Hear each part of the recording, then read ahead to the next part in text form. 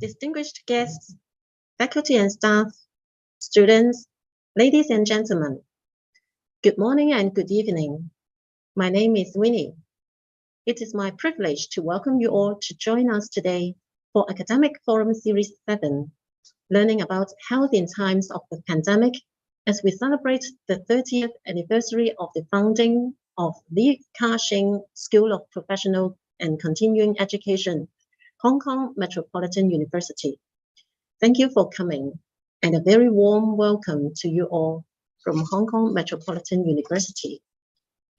For today's academic forum, we are honored to have invited two prominent international guest speakers from the United States and Malaysia, who will be sharing with us the Global One Health movement and role of digital health literacy to public health during COVID-19. Thank you for being with us today, and a very warm welcome to you all. Before the forum officially begins, I would like to invite our President of Hong Kong Metropolitan University, Professor Paul Lam Kwan Sing, to deliver his opening address. Professor Lam, please.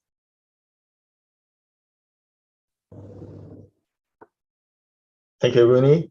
Dr. Deborah Thompson, Dr. Roy Valera Martel, Dr. Benjamin Chan, guests and participants. Welcome to Academic Forum Series 7, Learning about Health in Times of the Pandemic. Please allow me to give my sincere thanks on behalf of Hong Kong Metropolitan University to our honorable speakers for your generosity of time and valued sharing.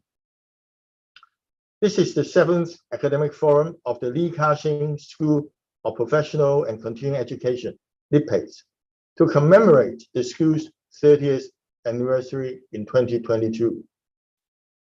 LIPACE, one of the 7 schools of Hong Kong Metropolitan University, has always strived to provide quality vocational and professional education at the post-secondary level. It performs a complementary and vital role in fulfilling the university's founding mission of providing education for all, as evidenced by the extensive range of disciplines and subjects covered in its program offerings. LIPACE is now an established vocational professional education and training provider of full-time post-secondary education and part-time professional and continuing education programs, as well as corporate training courses. At the same time, the school is advancing non-formal learning through its 2 flagship programs for women and senior learners, namely the Capacity Building Mileage Program and the Elder Academy at Hong Kong Metropolitan University, respectively. I'm particularly delighted to inform everyone that these 2 flagship programs have been further boosted by new funding from the Hong Kong government. The COVID-19 pandemic has had a great impact on the public's understanding of health issues and infectious disease prevention. For educators, the teaching of health education and health promotion will no longer be the same, as new ways of effective communication of health messages and client interaction models have been adopted. At the same time, there has been renewed interest in how the climate crisis is interlinked with the spread of diseases from animals to humans. The concept of One Health emphasizes the interconnectedness of humans, animals, and the environment, providing a broader framework for the study of health, and it also connects well with the objectives of UN Sustainable Development Goals of 2030. In this forum, we are honored to have distinguished speakers from around the world who are passionate activists of new methods of public health education and the One Health movement. We look forward to listening to the presentations of our distinguished speakers, whose insights will help us reform our concept of health from an international perspective. Most importantly, together we will explore the role of One Health and the way forward to using digital communications in various aspects of community health in the future. The signing of the MOU is the first step in our collaboration, which will certainly lead to many new joint initiatives between both sides in the future. Lastly, I would like to extend my thanks to our LeapPace staff who are involved in organizing this forum. I wish the forum great success, and I hope all the participants have a rewarding and fruitful exchange of ideas. Thank you very much. Thank you, Professor Lam. It is our honor to have you with us today. May I now invite Professor Lam to present plaques of appreciation to our speakers for their generous support to our forum. First, may I invite Professor Lam to present an appreciation plaque to Dr. Deborah Thompson from One Health Lessons. I hope I can do it in person one day. It's a pleasure. Thank you very much. Thank you. Thank you for your participation. Next, may Professor Lam please present an appreciation plaque to Dr. Roy Rilara Mazo from Management and Science University, Malaysia. Same invitation to you. I hope I can. Thank you so much for this in Hong Kong. opportunity. Okay. Thank you. Okay, let's take a virtual group photo to mark this memorable event.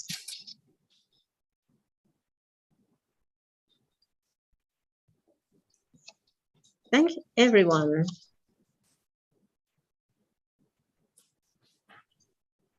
On behalf of the school, we are honored to have established collaborations with the institutions of our speakers, such as to develop a general education course in promoting the One Health concept to our students and the young generations with One Health lessons, and to have virtual teaching exchanges, research collaborations, program articulations with Management and Science University. May I invite all of you to witness this virtual signing ceremony of Memorandum of Understanding between One Health Lessons and HKMU LeapPace, as well as Management and Science University and HKMU LeapPace. May I now invite Professor Lam and our Dean of the LeapPace, Dr. Benjamin Chen Tak Yun, and Dr. Deborah Thompson to join us and take a photo to register this moment. Right. Thank you, Dr. Thompson. Would Professor Lam and Dr. Chen please stay? May I now invite Dr. Roy Rilara Mazo to join us and take a photo, please.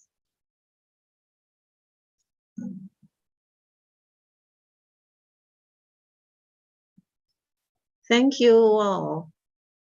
We look forward to our close collaborations in the coming future and hope that we will all benefit from this unique opportunity. Now, without further ado, let's welcome our first speaker of today's forum.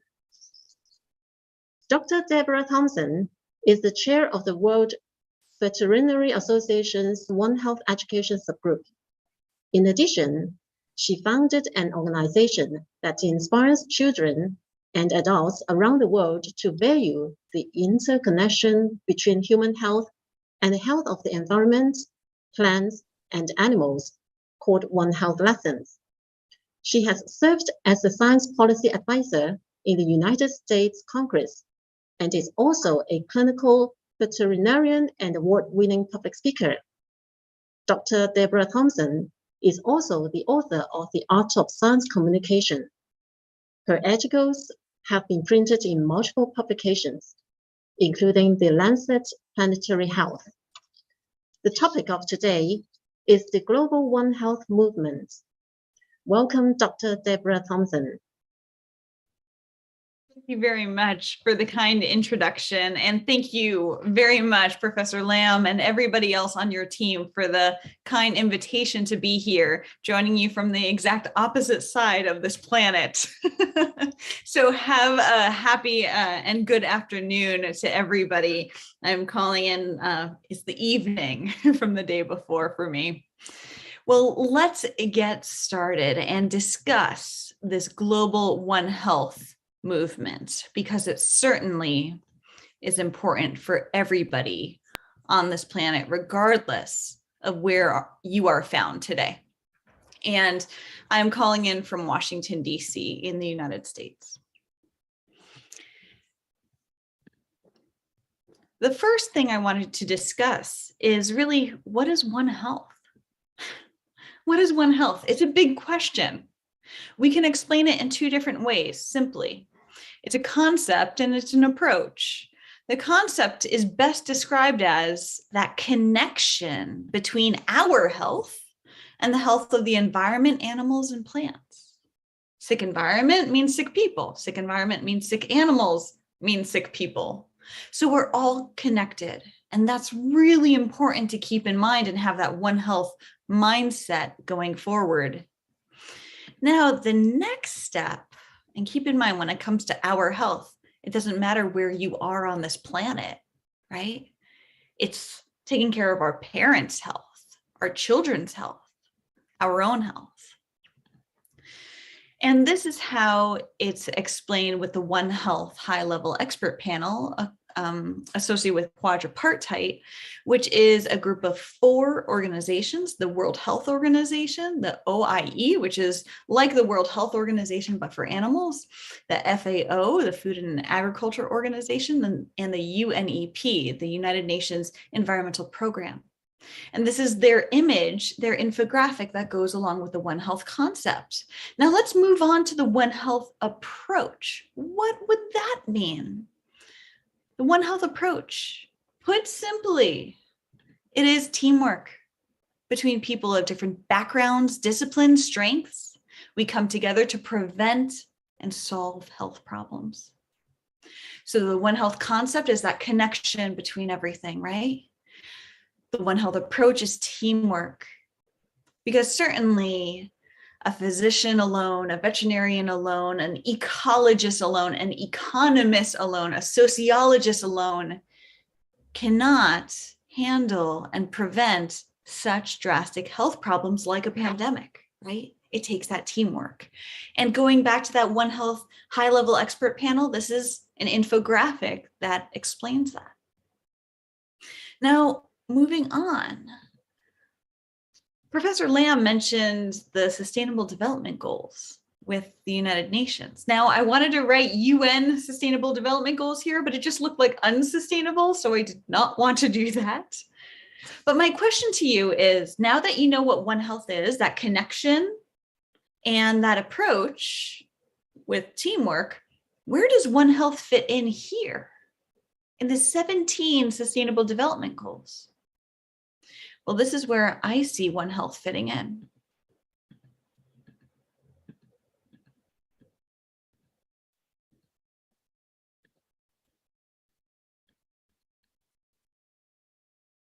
Does anything surprise you there? It shouldn't. It was all covered, all 17. And remember, number 17, partnerships for the goals. That is One Health approach. And taking the One Health approach, you can handle all of these 16 other Sustainable Development Goals. And that's today, and that's the future. One Health is here to stay. So One Health Lessons is an organization that I created back in 2020. And you can go to onehealthlessons.com to explore what's available there. But just giving you a bit of a background, the mission of this organization is to inspire children and adults around the world to value One Health. The vision is to change societies around the world to create a more sustainable planet. I understand it's a big goal, but through the One Health approach, through teamwork, regardless of where you are on this planet, regardless of your discipline, your strength, your background, we can all work together to create a more sustainable planet. And I certainly did not build One Health Lessons by myself. It took a lot of motivated individuals from around the world, volunteers who work with translations, and I'll talk about that later on, but also the intern team. As of right now, we have had over 40 interns from around the world. And for your interests, The next class of interns, they'll have the application available and up online within the next month. So be sure to follow One Health Lessons online on all the social media platforms. But this is the internal structure of One Health Lessons in order to inspire children and adults around the world to value One Health. You see, I would be in this orange box here as president, CEO, but then we have people, say, with the regional promotions interns. We have somebody covering all of Asia and Oceania. We have somebody covering Northern Africa, somebody in Southern Africa, somebody in Europe, the UK, all of the Americas, and it goes on and on and on. Now, again, if you're interested in being a part of the internal team at One Health Lessons, just go to onehealthlessons.com and you'll find more information in the Get Involved section. But what I really wanted to discuss with you is how can you join the global movement that's happening right now with One Health Lessons and beyond? Well, the first thing that you can do is improve your One Health communication skills. What do I mean by that? Well, when it comes to the One Health approach, everybody's coming to prevent and solve health problems, and we're coming at it from different disciplines, strengths, backgrounds. But we need to be able to communicate amongst those backgrounds, right? We're all so comfortable speaking with other people in our own niche field. I'm a veterinarian. I'm very comfortable speaking with other veterinarians. Dr. Marzo is a physician. He's very comfortable, I assume, speaking with fellow physicians, right? It just makes sense. But how can Dr. Marzo and myself speak with each other and speak the same language? That's where the One Health communication skills comes in. So the Lesson Leaders program is a train the trainer program. It's meant to improve your science communication skills and at the same time send out the message of One Health to the general public in your community and beyond. You see, it just takes 4 steps. 4 steps to become a certified lesson leader. And these are for all volunteers who are at least 18 years old or older. The first step is to attend an online 1-hour orientation session. This session teaches you how to speak with a 6-year-old versus a 16-year-old versus a 60-year-old. Very different communication techniques. The second step is to watch an entire lesson be taught online. It was recorded, and you have to pass a quiz at 100%. Now, that quiz asks questions about teaching techniques, communication techniques. As long as you pass that quiz, then you advance to the third step. And that third step is to watch a live lesson in real time, virtually or in person. And you'll see what it's like to communicate with, say, 8-year-olds about One Health. Communicate with 6-year-olds about the pandemic, about vaccines. And you'll see how the kids can eventually learn and become interested in such an important topic. Lastly, step 4, you actually teach the lesson, but you don't do it alone. You have somebody to help you if needed. And at this point, you become a certified lesson leader with One Health Lessons. And this is the location of certified lesson leaders as of November of last year. You can only imagine how many more little red dots there are now on this global picture. But you see, it doesn't stop there. Sure, if you're a certified lesson leader, your communication skills are stronger, your leadership skills are stronger, your networking skills are stronger. But if you really, really, really want to make a difference in your community, the best way to do that is share your knowledge. So I did not create One Health Lessons for the English-speaking world. I created One Health Lessons for the world. And I am grateful to the hundreds of people around the world who are volunteering to translate these lessons. Now, certainly we need more people to translate these lessons into traditional Chinese, for instance, in the writing format, and teach in Cantonese. That will come later in the presentation. But the whole point is to bring these lessons home, to meet the children, to meet the adults in the communities. And then if you teach 5 times in your own community, in your own first language, wherever you are on this planet, then you become a One Health Lessons ambassador. With the ambassador status, you then teach others in your community how to teach these lessons. So that's the train the trainer part. Eventually you become a trainer. And can you imagine that influence that you would have in your community? I wanted to share with you a very special 1-minute video. I hope you enjoy it.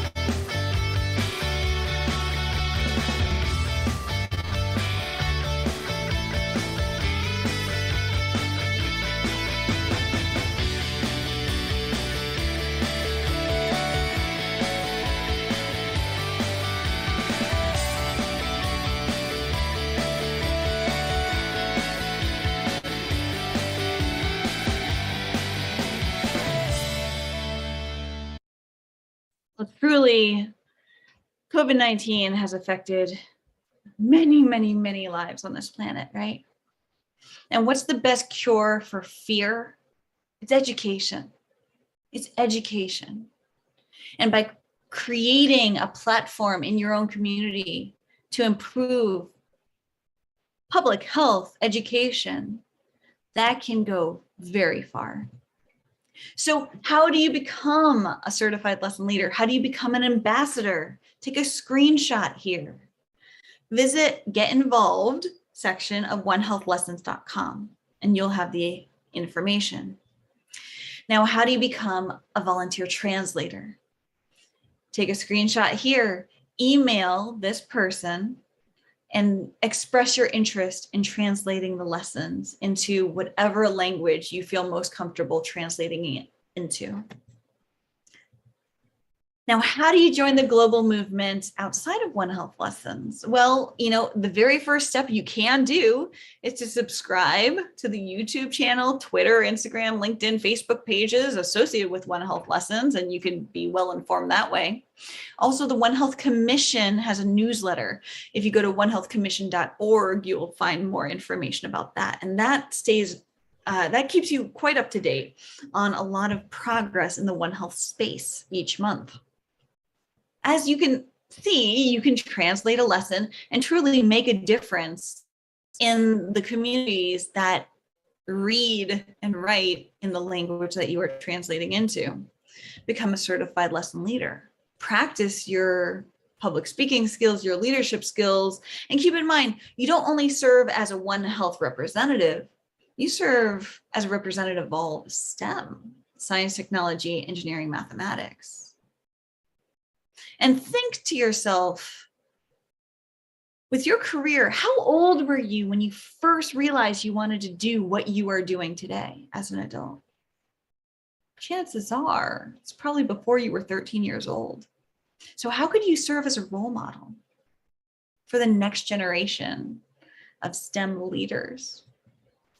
One Health Lessons ambassador. Practice your One Health communication skills. Participate in some really wonderful events. One Health Awareness Month is every January. One Health Day is November 3rd each year. Earth Day is right around the corner, April 22nd. World Rabies Day, and more. So if you think, okay, well, I'd like to participate, but I don't know how to get involved in local schools. Well, chances are you went to a secondary school, you went to a primary school. Contact your previous teacher, see if you could be a guest speaker there. You can also connect the regional promotions intern through One Health lessons, through the social media with your previous schools. And you can, of course, become an intern. There's an application process. And again, on social media, we are going to be advertising that throughout our social media platforms in the upcoming weeks. So feel free to take a screenshot of this. I'll give you a few seconds. And I wanted to leave you with one of my favorite quotes.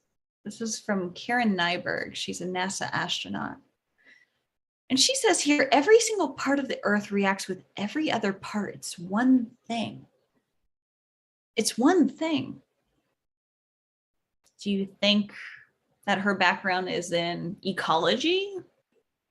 Do you think she's a veterinarian? She's talking about animal conservation after all. What do you think her background is? She actually is a mechanical engineer. Now, why would a mechanical engineer say something like this? Every single part of the Earth reacts with every other part. It's one thing. My thought is that she looks out at our gorgeous planet and she sees this very fine line that protects us all. So it doesn't matter where you are on this gorgeous planet of ours. It doesn't matter what your background is. Really, what matters is how you see your actions today and how you can impact the future in order to create a more sustainable planet and work towards the United Nations Sustainable Development Goals. It is an absolute pleasure to partner with the Hong Kong Metropolitan University. And on behalf of One Health Lessons, I thank you very much for this opportunity to speak and to share our story and our message. Looking forward to the collaboration in the next year and beyond. Thank you all very much for your attention.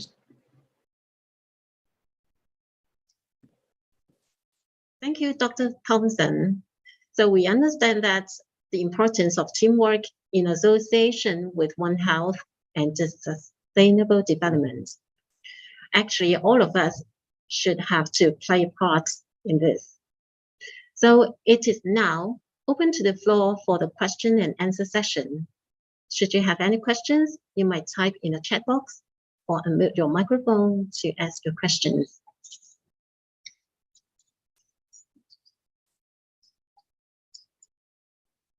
So I received a question, and it's about the use of antibiotics in animal or aquatic farming, like the crabs.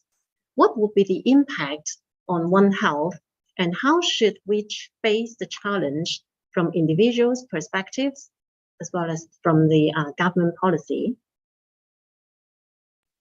Such an important question. And actually just yesterday, I had an article published about this, and particularly antimicrobial resistance and One Health education at the undergraduate level.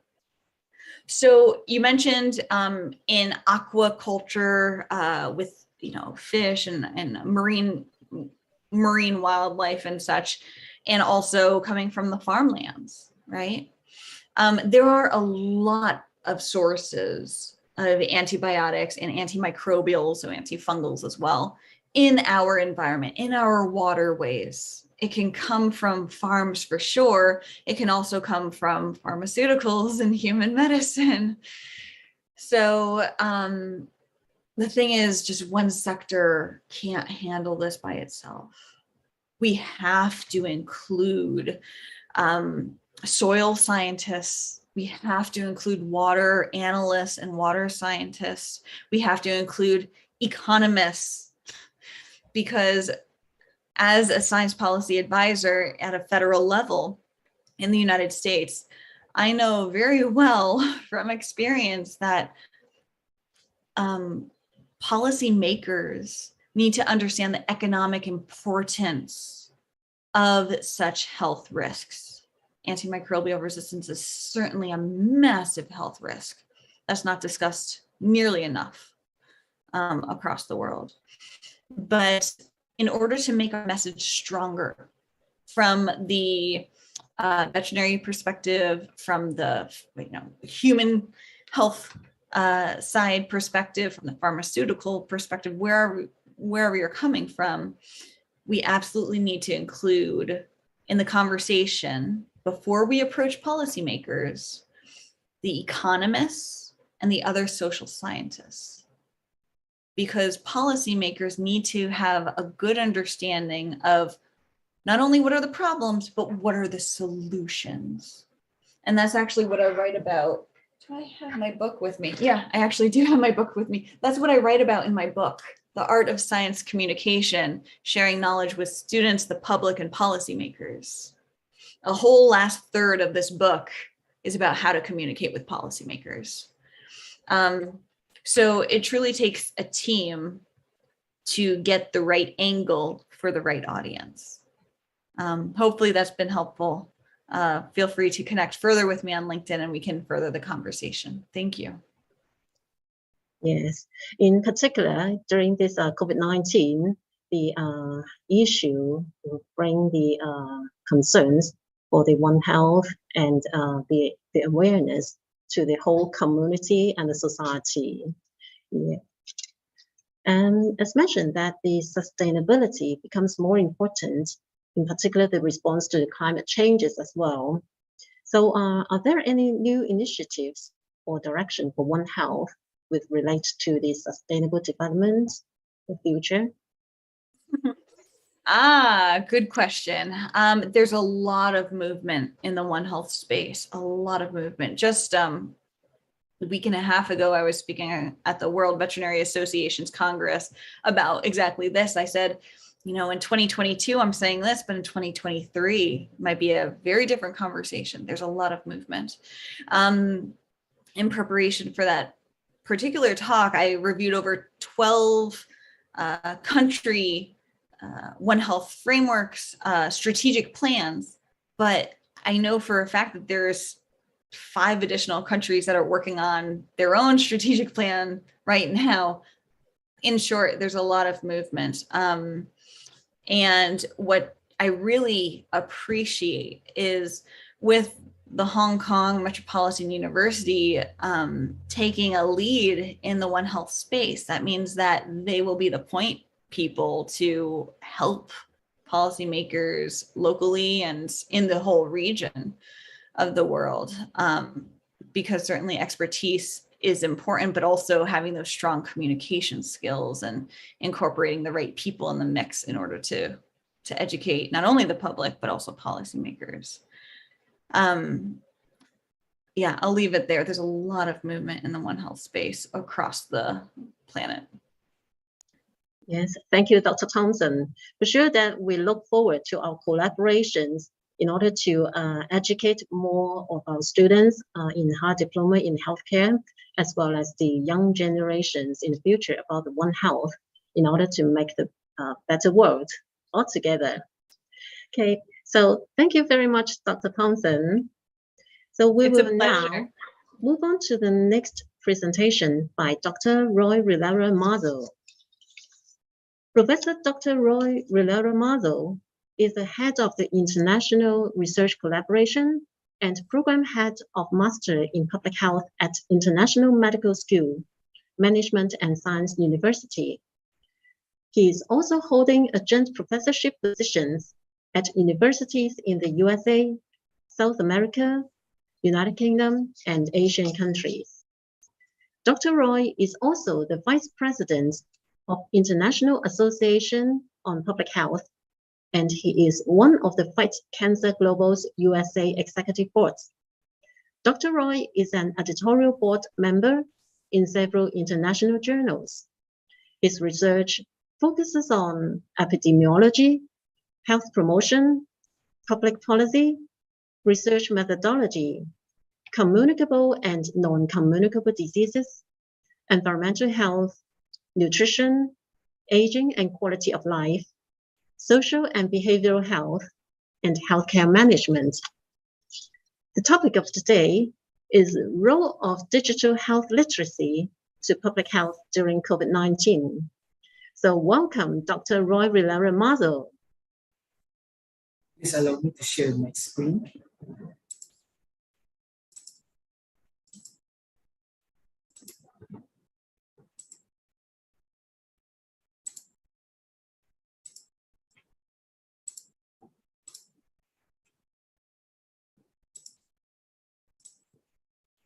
Can you see my slide? Yes. Good morning, everyone, and thank you so much for the kind introduction. Before I start, let me take this opportunity to thank Professor Paul Dao, Wan-C, the president of Hong Kong Metropolitan University, and to a good friend of mine, Professor Dr. Benjamin Chan, the Dean of Medical Exchange School of Professional and Continuing Education, and also to Dr. Raymond, the Division Head of the Division of Health and Science, and also to my co-speaker, Deborah Thompson. In behalf of our President, Professor Translator, Dr. Muhammad Shukri Abdul, and our Dean, Professor Muhammad Khalid, our University Management and Science University, I would like to thank for inviting us to be part of this academic forum. And we are looking forward to having a more productive collaboration with Hong Kong Metropolitan University. Digital communication technologies are playing an important role in the health communication strategies of the governments and also in public health authorities during the COVID-19 pandemic. And the internet and the social media. Dr. Mazo, sorry to interrupt. It seems that your microphone is not working very well because we can't hear very clearly. How about now?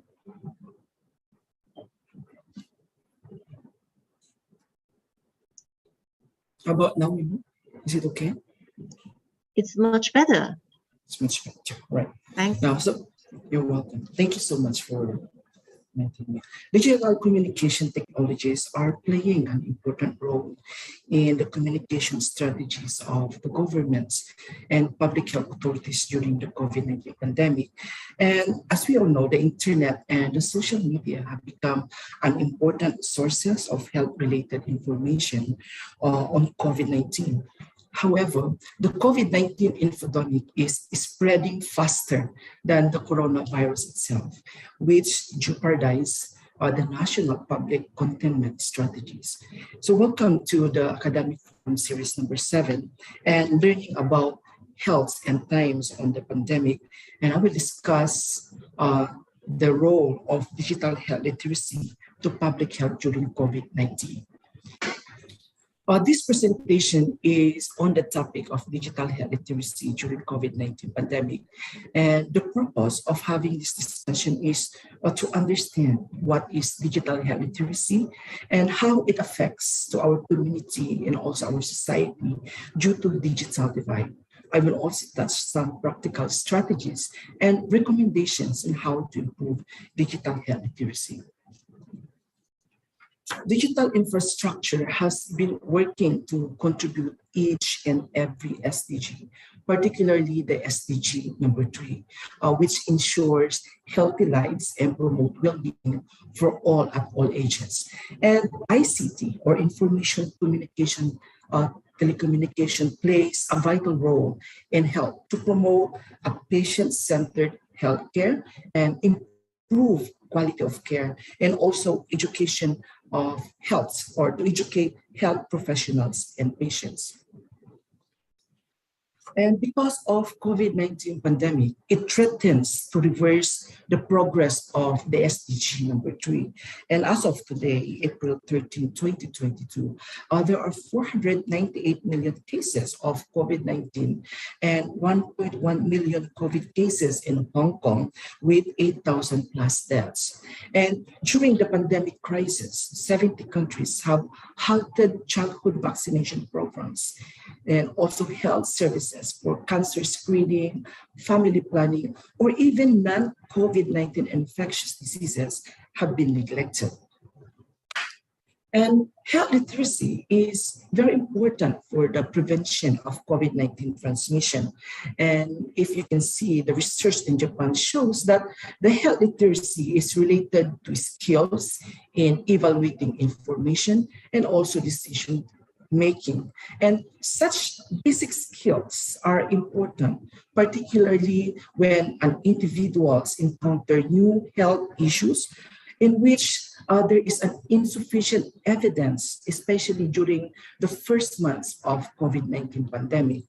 Although comprehensive health literacy is necessary for COVID-19 preventive behaviors, the skills to evaluate a wide range of information and to make appropriate decisions are no less important. Since then, a flood of information accompanied COVID-19 pandemic. False news, conspiracy theories, or even magical cures were shared within the general public at an alarming rate. And this really may lead to an increased anxiety and stress levels. And the overwhelming information about the COVID-19 pandemic or infodemic often makes it difficult to separate what is true from fiction and rumor. And because of this, people may find it difficult or challenging to understand and utilize accurate information from many sources at the same time. And to deal with such very complex health information, one needs health literacy to understand and assimilate and use health information and be able to communicate effectively with their care provider. Health literacy is defined as the degree to which individuals can obtain, process, and understand and communicate about health-related information needed to make informed health decisions. And digital health literacy is an extension of the health literacy, where the definition of health literacy is used in the context of technology. Thus, digital literacy is the ability to seek and understand and to appraise health information from electronic sources and apply the knowledge gained to preventing, addressing, or solving a health problem. But we have to remember that there are different types of hierarchy of digital health literacy. According to e-health literacy model, that the first level is a functional health literacy, where a person must have a foundation in basic reading and writing skills to be able to understand and use health information. Second is the interactive health literacy, which is the ability to interpret and apply information to changing circumstances. The third one is the critical health literacy, which is the ability to analyze information or to exert greater control over one's life. And recently, another type of literacy involved in transactional model of e-health literacy 2018, and that is called translational e-health literacy.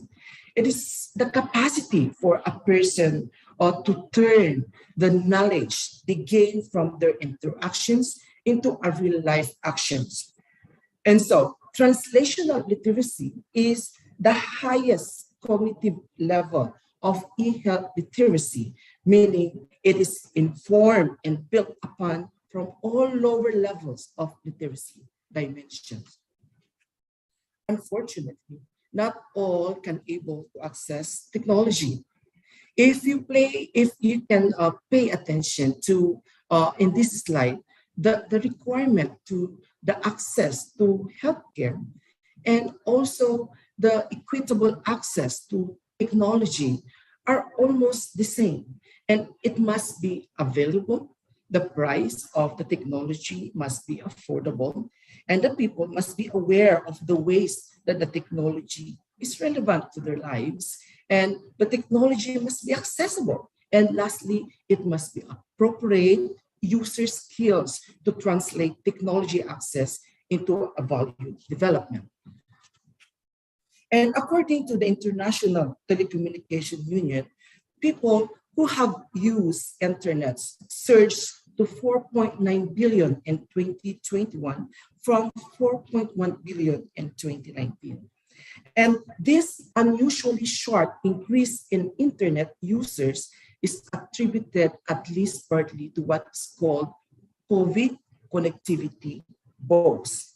This is due to a widespread lockdowns and school closures combined with people's need for access for news, government services, health updates, e-commerce, and online banking have driven the surge to internet usage, according to the organization. However, they estimate 37% of the world's population, or 2.9 billion people, are still offline. And it is very evident that there is a digital divide. And what is digital divide? Term refers to a gap between demographics and regions that have access to modern information and communication technology, and those that don't have restricted access. And remember that there is a digital divide. If Norway, for example, in Norway, 96% of the population use the internet, while in Somalia, the percentage drops to only 2%. There is a digital divide because Yemen, it would take an average of 30 hours, 1 minute and 40 seconds to download a 5 GB movie. In Taiwan, it would take only 8 minutes. Digital divide is less problem in Hong Kong. Last year, 2021, Hong Kong ranked 32nd in terms of network readiness index. And Hong Kong is actually in a good position, but the bottom 5 countries were all came from the low-income countries like Angola, Ethiopia, Burundi, and Congo Democratic Republic. I think what Hong Kong really needs is to maintain the competitiveness. The government must be committed to strengthening the IT knowledge in the Hong Kong community as to facilitate the exploitation of opportunities in the digital world, as well as to ensure that the people in Hong Kong can readily make use of IT in their daily lives. An epidemiological study done in year 2020 regarding digital health literacy in Taiwan, and the study findings reveal that those who are at risk of misjudging health information had a lower educational level, lower income, and poorer health. And they are also rarely or never browse the internet. And another study published in Journal of Medicine Internet Research revealed that there was an association between socioeconomic disparities to e-health literacy and preventive behaviors in Hong Kong. Age was inversely associated with the e-health literacy score, while education and personal income were positively associated with the e-health literacy scores.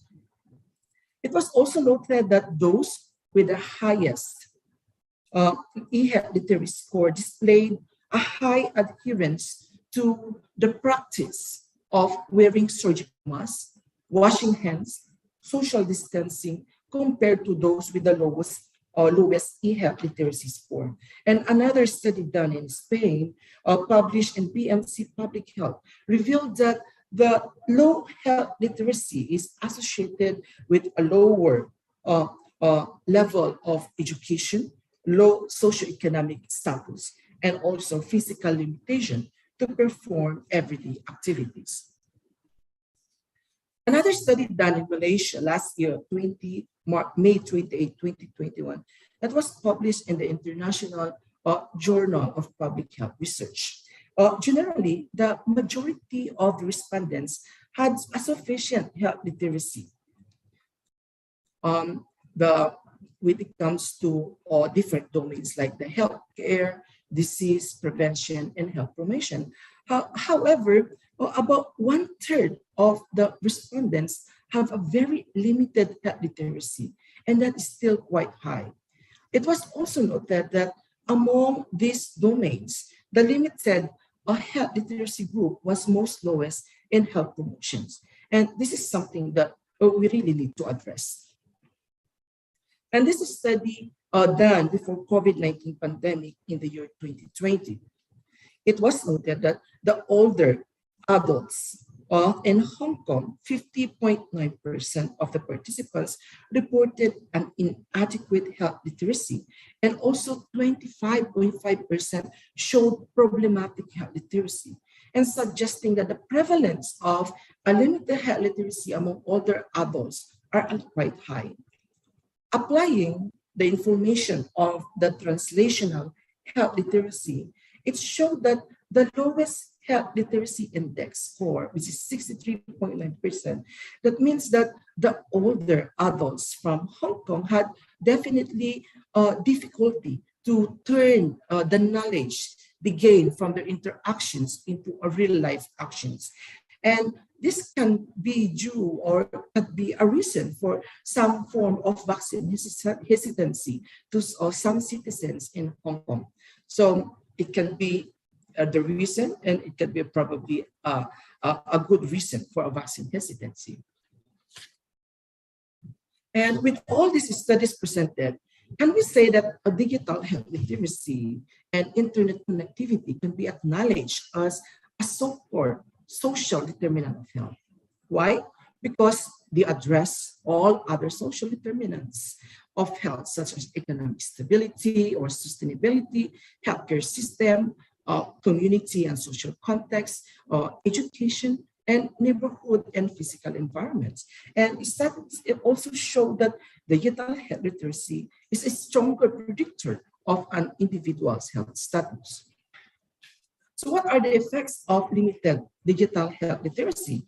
Evidence shows that a limited health literacy is associated with more hospitalizations, greater use of emergency care, more hospitalization stays, lower acceptance of COVID-19 vaccine, poorer ability to demonstrate taking medications properly, and overall, it is a poorer health status and high mortality rates. So what are we going to do now to increase the digital health literacy? Remember that low literacy is more prevalent in some populations. Limited literacy is very can be seen across all the social demographic groups, and therefore a patient's health literacy should never be assumed. So identifying the vulnerable individuals who are maybe at risk of a poor health literacy is the first step in bridging gaps. And who are this group of people? Those people are from the lower income groups in no education, and the older adults and those living in slum in rural areas, and those with chronic diseases and ethnic minority groups, and also those refugees and asylum seekers, and also with those having disabilities, and also those with no source of income, and people whose first language is not English. Again, identifying these vulnerable individuals is the first step in bridging the digital gaps in order that no one is left behind. Leave no one behind is the central transformative promise of the 2030 Sustainable Developmental Goals.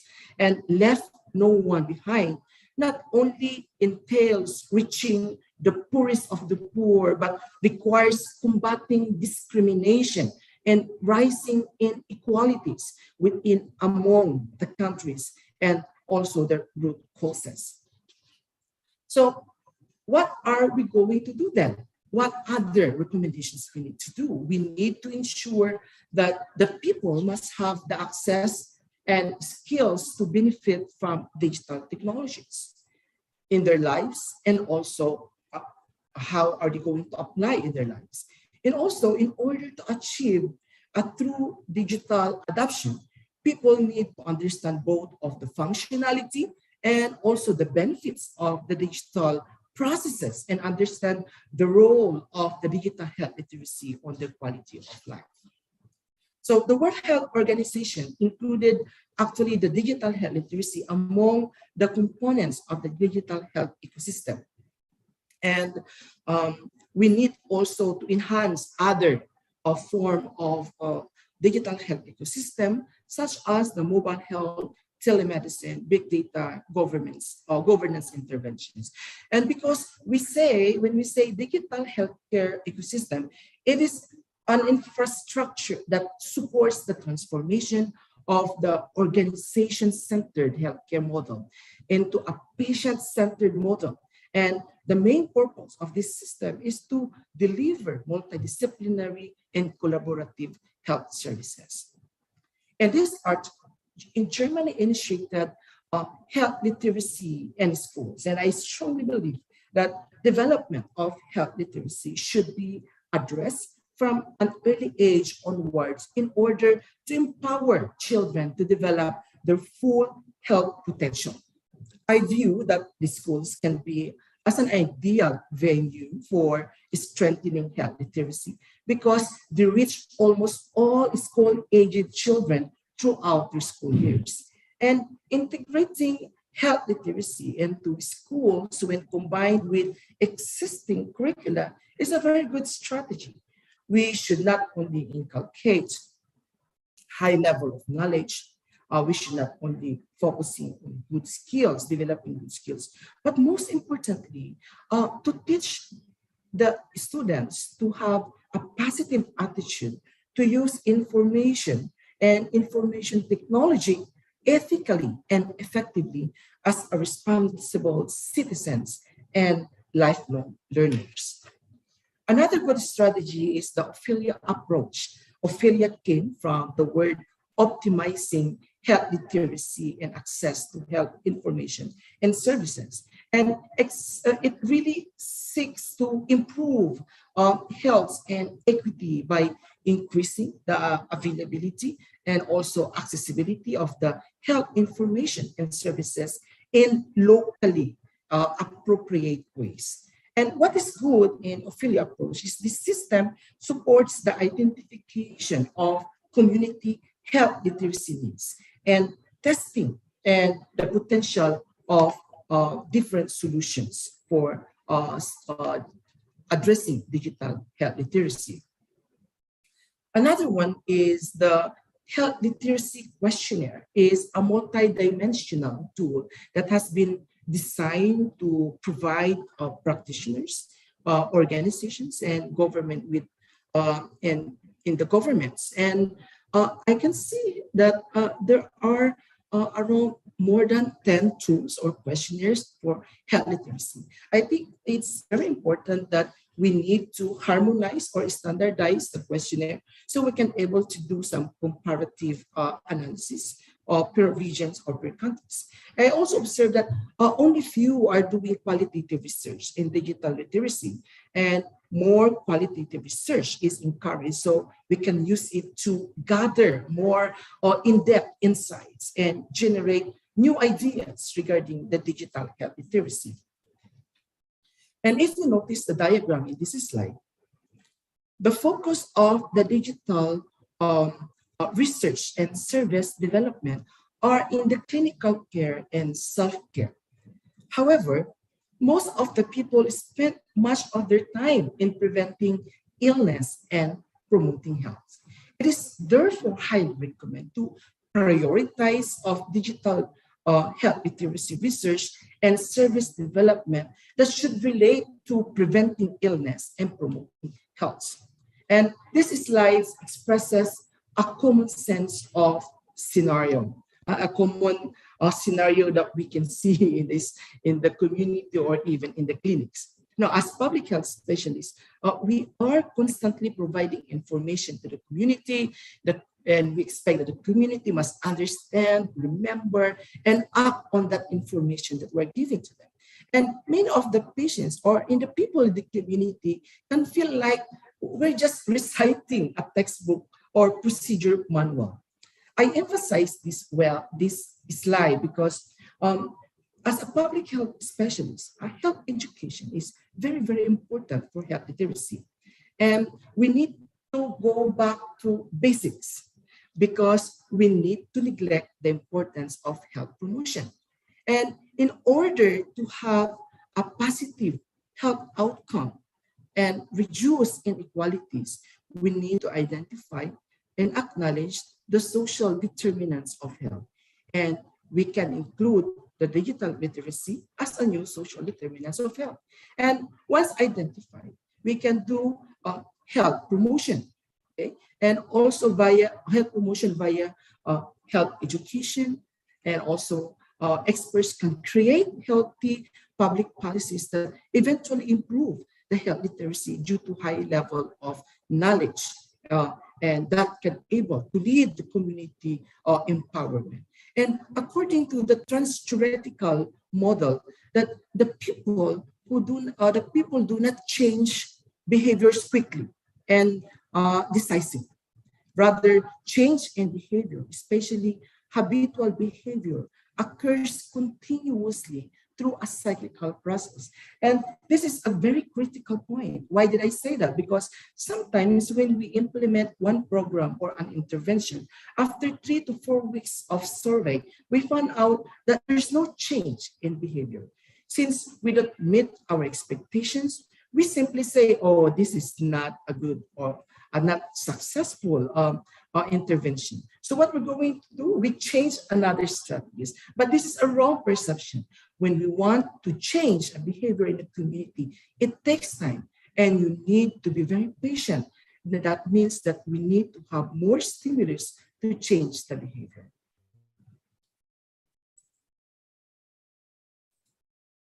Right, so this is the summary of my discussion for today. Both health literacy and digital health literacy have social origins, and the people with low health literacy are also likely to have a low digital skills, and that could lead to widening of the social divide.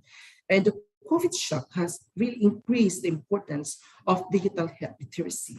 And over the past 2 years, the COVID-19 pandemic really increased our dependence on technology and accelerated the inevitable process of digital transformation as many aspects of life move to online already.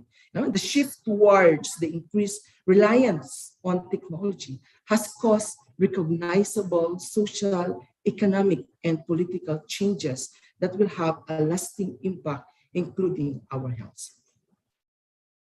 That's all.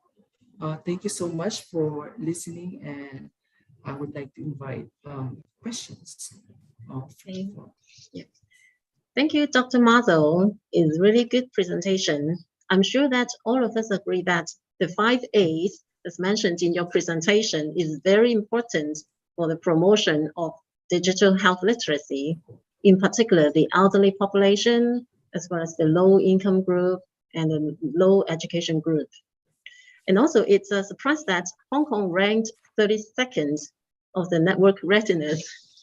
Hope that the situation will be improved further. So it's now open to the floor for the question and answer session. So I got one question. In Hong Kong, it is found that the network in rural areas is very weak, which affect the implementation and development of digital healthcare systems. Is it the same as in Malaysia? And is there any support from the government? It is. Well, rural areas are, we can say that they are part of the vulnerable individuals in digital health literacy. As long as not everyone has the ability to connect to the internet and go online, which is accessibility. Of course, I just realized that Hong Kong also have a problem with access in the rural areas, but more so, in the third world countries and also the middle income countries. And I think it's not only on the, Dr. Winnie, it's not only on the accessibility to connect internet and to go online, but also the ability to use the internet and also the online services. And also if there's no confidence, because some people fear online crimes or maybe lack of trust or don't know where to start online, and also motivation, because if there's no motivation, it is quite very difficult to make themselves or to relate that the health literacy is very relevant and helpful to them. And it's not only with this, but also we need to see the design of how are we going to deliver the health literacy or health information, because not all digital services and products are accessible and also easy to use. And also regarding the staff capability and the capacity, not all health and healthcare staff have the skills and knowledge to recommend digital services and the products to patients and service users. And the government of Malaysia is very supportive when it comes to digital health literacy. There are different programs already, as I mentioned. We see that the health literacy in schools started in Germany. We are also starting now in Malaysia at the primary level. And I think this is a very good, very good opportunity or very a good move for the government. The government really need to create an excellent policies related to digital health. Yes, thank you for your sharing, Dr. Martho. So thank you to all our honorable speakers for sharing with us their valuable experiences and insights. This is now the end of our academic forum. On behalf of Hong Kong Metropolitan University, thank you very much to you all for making time to be with us today. I wish you all a pleasant day and evening. Good day, good health, and goodbye. Thank you. Thank you so much.